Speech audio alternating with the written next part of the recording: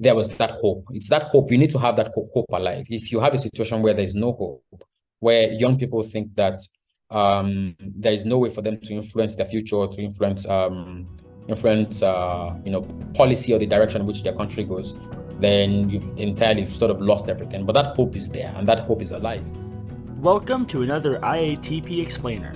This week, we are joined by Olumayowa Okediran. Olumayowa is the Director of Programs for Students for Liberty. He is also the West Africa Policy Fellow at the South African Institute for Race Relations. Finally, he is the author of Navigate, a prospection of Nigeria's future to 2030. Can you tell us about the recent election in Nigeria? Just concluded Nigerian elections happened a few days ago, and it faced several challenges. Some of the challenges include low voter turnout. There were technical issues with voter card registration. The machines that were used were not working properly, like the right way it's supposed to. And there was also like a lack of transparency in the vote collection process. Some of the other challenges that we've seen with the elections are that about 29% of only 29% of the eligible voters participated in the elections. And we know that the legitimacy of an election can be called into question because of these challenges that I've mentioned, especially the situation where we had like the malfunctioning of voter card machines, which contributed to this the disenfranchisement of some voters. A lot of polling units also witnessed like some level of violence, and just the mere fact that a few voters felt disenfranchised leads to, and the fact that the machines didn't work the right way, and they were not captured, many polling units were not captured in real time, therefore leading to an opportunity to manipulate the results of those elections. So all of this leads to doubts about the accuracy of the results of the election. The Independent National Electoral Commission, INEC, which oversees the elections, promised to upload results, essentially in real time, to its website, to its servers. That was not fully realized, and that undermines the transparency of the process generally. What are some of the biggest challenges the new Nigerian government will face? Tinubu will face significant challenges, including Islamist insurgencies in the northeastern part of the country, armed attacks that have ravaged the country, killings and kidnappings. There's also conflict between livestock herders and farmers, and there is also very deeply entrenched corruption. So these challenges they're not new to Nigeria, right? Nigeria has grappled with this for so long, but they remain very pressing issues that require immediate attention. So the new president would have to demonstrate his ability to lead the country and his commitment to tackling these challenges heads on. Right now, aside from that, he's also going to have to deal with a problem of legitimacy, because there are challenges from several quarters to how the election was conducted, as well as the results of it. So we're likely to see a lot of courts or litigation, and it also has to sort of prove, not only through the courts, but also convince like Nigerians that is the legitimately elected president for the country. I also think that in addition to these challenges, there are concerns about the president's health and his ability to lead effectively. At 70 years, he has sometimes appeared frail in the public, slurring in his speeches, and skipping campaign events and debates. All of that, would say is in the past now, because the elections have happened and he's been declared the winner. But there are doubts about his political acumen with respect to his age. I mean, in the past, he was very active as the governor of Lagos State, but that was many years ago. And he has not held a national political office before, despite being like a significant leader in the ruling party.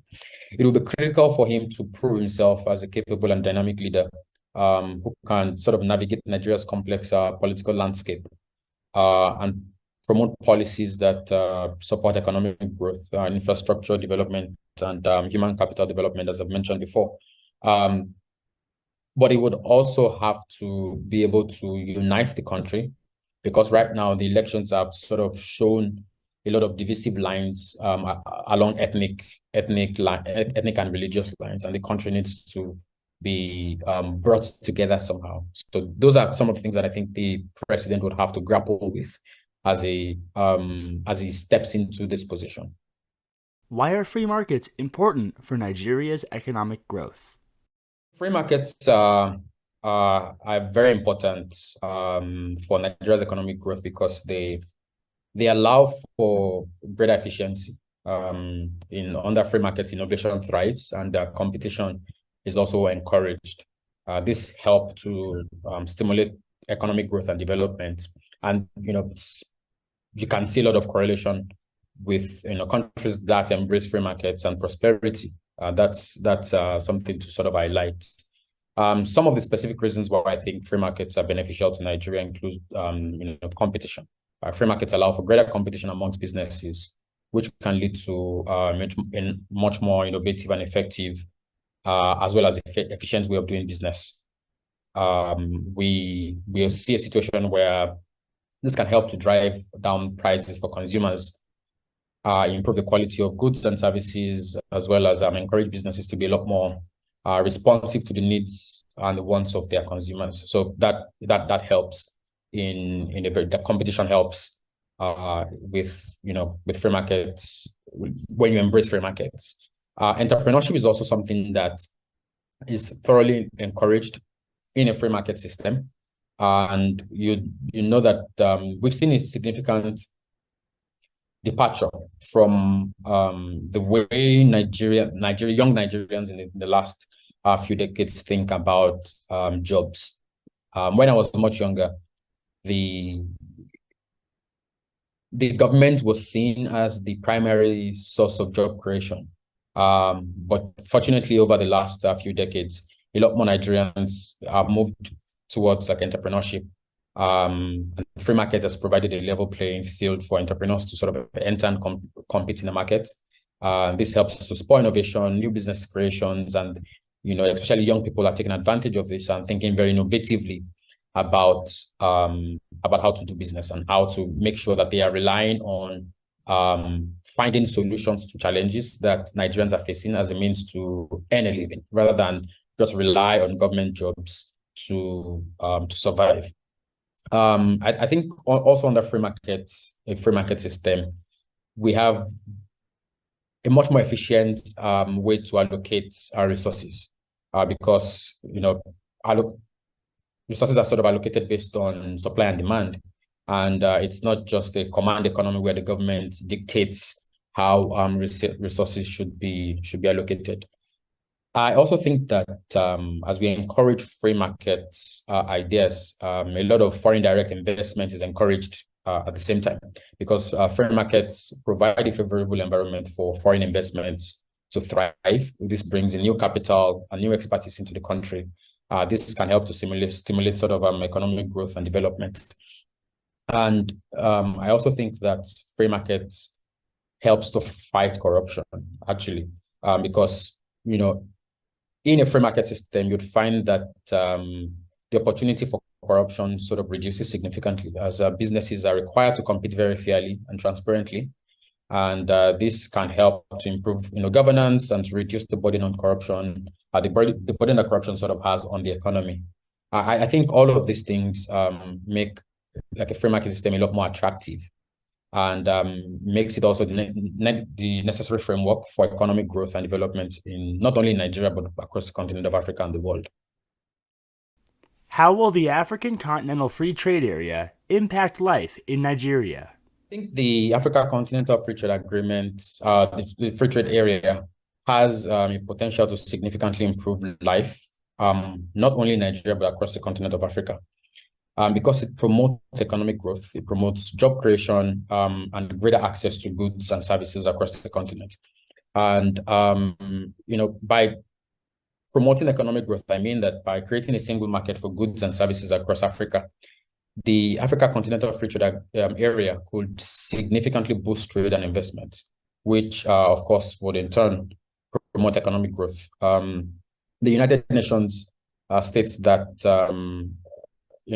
the Africa Continental Free Trade area could increase intra-African trade by up to about 52%. That's significant, because we know that over the last few decades, intra-African trade has been significantly low, and this would help to stimulate economic growth, not only in Nigeria, but across the continent of Africa. There's also the direct benefit of the Africa Continental Free Trade area, which is job creation. Increased trade and investments under the Africa Continental Free Trade area could also create new jobs, not only in Nigeria, but across the continent of Africa. And there are estimates that the free trade area could create up to 30 million new jobs across the continent of Africa, many of which could be in Nigeria. Of course, it's the most populous African nation, therefore would likely significantly benefit from the Africa Free Trade area, because of, it's a large and very growing population.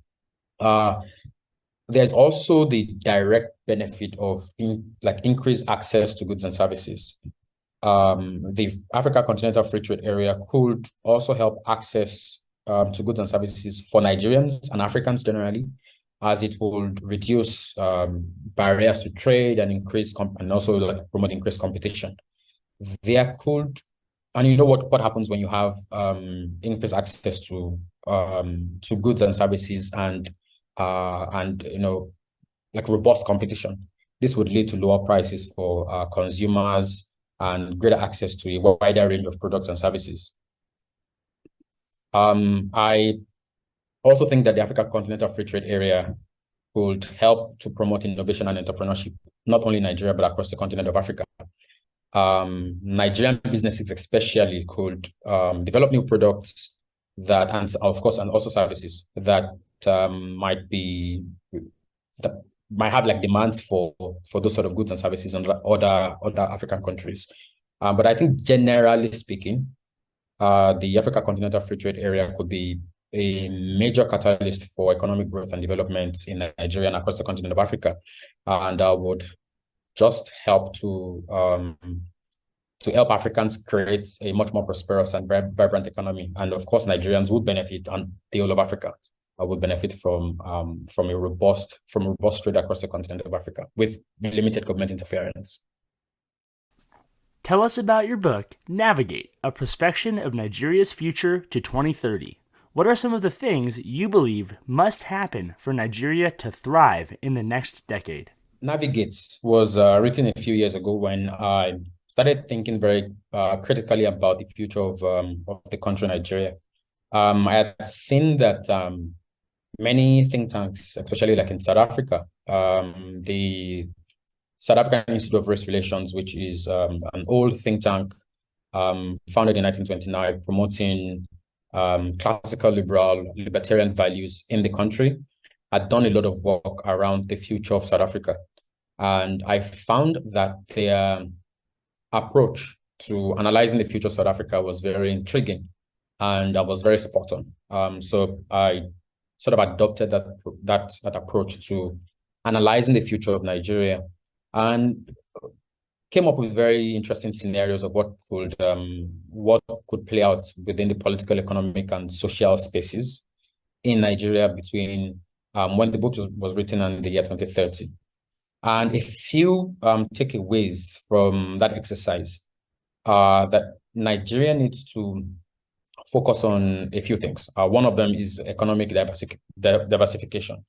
Nigeria has historically relied heavily on oil and gas for income, and this has been subject to price volatility and declining demands due to global efforts to transition to cleaner energy sources. So to thrive over the next decade, Nigeria will need to diversify its economy significantly. and develop other sectors such as agriculture, manufacturing, and other services. So that's one thing that has to be done. Infrastructure development is also very important for Nigeria to be successful over the next decade. Nigeria's infrastructure has long been a constraint on economic growth and development. So to thrive within the next decade, Nigeria would need to invest in critical infrastructure such as power generation, transportation, telecommunications, and to facilitate economic activity. These things have to be fixed to improve the quality of life of citizens and to ensure that the country sort of moves forward. We also need to address human capital development. Nigeria has a very large and growing population, but many of its citizens sort of lack access to quality education and healthcare. And this is likely going to significantly worsen over the next decade. Unfortunately, if something is not done right away. We've seen a trend of many Nigerians, especially those who are highly skilled, highly educated, who are moving in droves out of the country to countries like the United Kingdom, to United States and Canada, and even Saudi Arabia for medical doctors over the last couple of years. So that outward move of Nigerians, especially those who are highly skilled and highly educated, is something that needs to be addressed.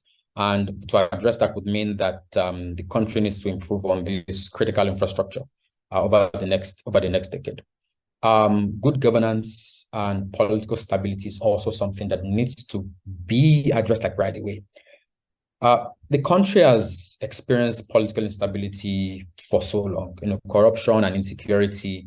These things have hindered economic growth and development, and they need to be addressed right away. For the country and for us Nigerians to thrive within the next decade, Nigeria would need to strengthen these institutions, promote good governance, and as well as corruption. That's the key thing, one key thing that needs to be addressed. And we also need to create a stable and predictable business environment, because if not, we do not get foreign direct investment. We do not, the private sector does not thrive. So those things need to be addressed very, very seriously. I also think that regional integration and engaging with the global community is very important. Nigeria is a major player in Africa, and the country has the potential to be a major player on the global stage. But to thrive in the next 10 years, Nigeria would need to deepen its regional integration efforts, such as through the Africa Continental Free Trade Agreement, and engage more actively, in the global economy and political affairs to promote the country's interest and expand our influence to attract, investment from outside of the country. I think these things are critical to ensure that the country moves in the right direction within now and the next decade. What are some of the biggest threats facing West Africa? West Africa has a few challenges, and I think one of those challenges is political instability. According to I believe it's the Index of Economic Freedom, countries with greater economic freedom are less prone to political instability and corruption. We've seen some improvements in countries such as Ghana and Senegal, which have a much more stable political environment compared with other countries like Guinea and Nigeria. And it's very important that countries across the ECOWAS community in West Africa focus on improving political stability within their countries. We also need to address pro-market policies, such as reducing regulations and increasing the ease of doing business. This also helps to promote political stability by encouraging investment, job creation, and increasing economic growth. So those things need to be addressed. We also have a problem of terrorism across many countries in West Africa. As you know, economic freedom and growth are negatively correlated with terrorism. Countries with higher economic freedom have lower levels of terrorism, and they tend to have much more economic opportunities and less social unrest. So, for example, if you take a look at Senegal with the higher economic freedom score, they have relatively lower levels of terrorism compared to Nigeria, which has a lower score. So those things need to be addressed across countries that are having like these challenges across West Africa. And market-oriented policies can also help to reduce the threats of terrorism by job creation, improving access to education, and addressing poverty and inequality. This can help to reduce social grievances that typically drive terrorism. And the north of Nigeria is a perfect example of a situation where poverty and inequality, and by inequality I mean situations where like citizens of a country or citizens of Nigeria, for example, cannot access the courts of law like equally. They cannot there's no fairness. There is the rule of law. The rule of law is not upheld equally. People who have access to power, or who have access to connections to people in political positions can use that against, or to their advantage against other people. I think those things need to be addressed. We need to have like equality before the law, for us to ensure that these grievances do not lead people to like sort of drive them towards terrorism. I also think that transnational crime is a problem across West Africa as well, and that needs to be addressed. But you see, economic freedom can help us to reduce the prevalence of transnational organized crimes, because you have countries that have higher economic freedom scores tend to have lower levels of corruption and a strong rule of law, which can reduce the incentives and opportunities for criminal activity. So that's very important to address. And I think finally that countries that have market-oriented policies that because this can sort of help to address situations where you have a tendency for increased transnational crimes, because it improves the transparency and accountability of government institutions by promoting the rule of law and reducing barriers to trade and investment. This helps to reduce the incentives for criminal activity when they know that they can freely enter a market and do business without government interference and without excessive taxes and all of that. The incentives to be involved in crime reduces significantly. Why are you optimistic about Africa's future?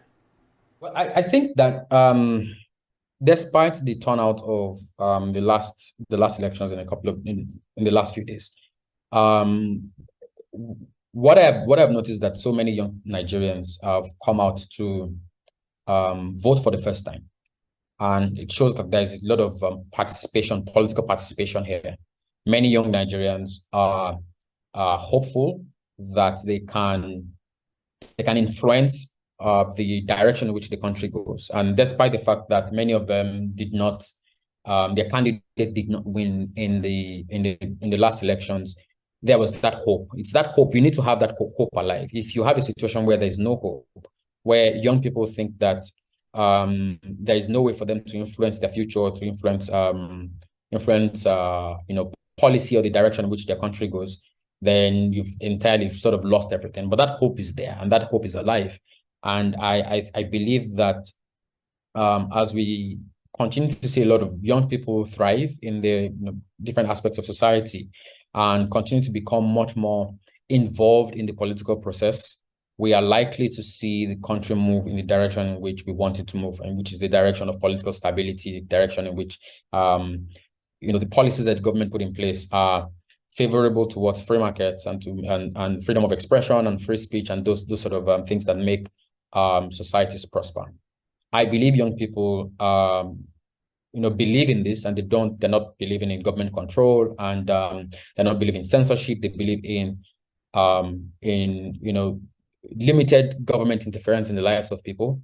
And because I see a lot of young people think about these things and believe them wholeheartedly and work towards achieving them, I am very bullish on the future of Africa and the future of Nigeria in particular. Thanks for watching. If you enjoyed this video, make sure to follow us on Twitter at @the_IATP. Also, hit the like and subscribe button below and check out our website at www.theiatp.org.